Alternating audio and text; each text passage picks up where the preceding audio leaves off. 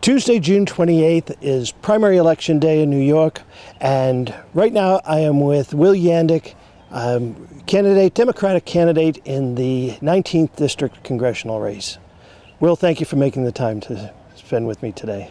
To get started, give me a little bit about your background, particularly for folks who may not be aware of your background, a little bit about who you are and what motivated you to get into the race for Congress. Sure. I'm running for Congress to represent the community that I grew up in, to do all I can to return power back into the hands of ordinary citizens, and to make upstate New York a place where our kids and grandkids can make a living.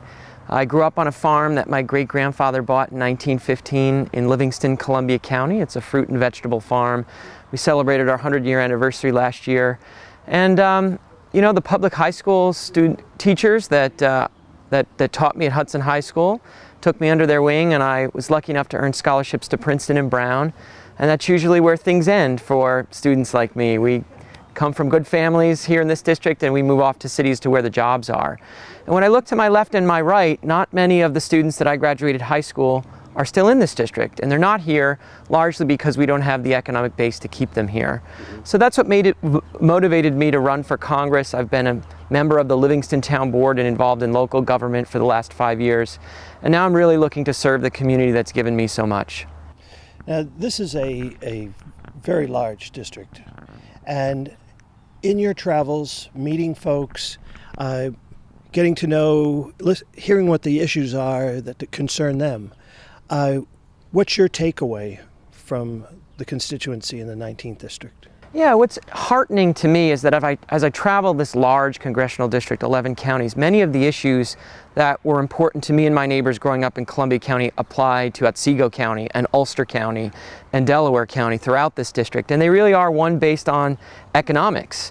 We export young people from this congressional district. And so folks are really looking for somebody to lead in Congress, to create an economy and think of the federal role to work on local issues here and to create an economy that can work here. What does that mean? It's things like investing in infrastructure and high-speed internet and broadband.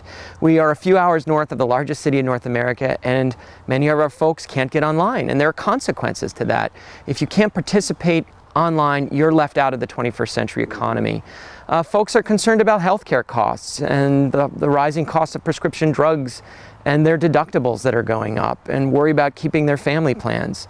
They're worried about college affordability. If we live in a country in which we believe, as I do, that an education is so important to a good paying job, we haven't provided a pathway for affordable education for many of our residents. And I hear these again and again throughout this 11 county district. As you've traveled the district, met people, listened to their concerns, can you prioritize, say, the top 3 concerns that you're finding from the residents in the 19th? Sure. Again, it's jobs, it's education, and it's healthcare. And it's specifically college affordability and healthcare affordability, and also caring for our seniors. We here in New York 19 are unique nationally in being 10 years older than the national median age. We are aging rapidly here in the 11 counties of New York 19. We're going to need somebody in Congress that's interested in redirecting more federal dollars for home and community-based services, more creative ways of taking care of our elderly seniors in rural districts, and someone that really has a plan for shoring up Social Security and Medicare. Social Security will only be able to pay 75% of its promised benefits by the year 2032 if we do nothing. So we need to take care of the aging constituents in the 19th.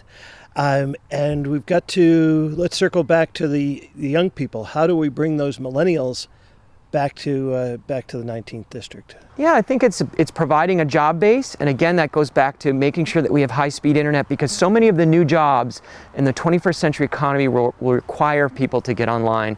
Even the old mainline jobs that we don't traditionally associate with the information economy. For example, you can't even have an auto repair shop these days without the ability to get online to do the diagnostic software. I think it's investing in education, because families are always looking for good schools when they're looking for a place to set down anchor and raise a family. And providing job opportunities where they exist, such as in tourism, in healthcare, farming, which will never employ 80% of our population again, which is still an important base of jobs here in this district for young people. Well, thank you for spending a few minutes with me this afternoon. And I want to remind our viewers that Tuesday, June 28th is primary election day for congressional candidates, and Will Yandik is the Democratic candidate for the 19th Congressional District. Thank you so much.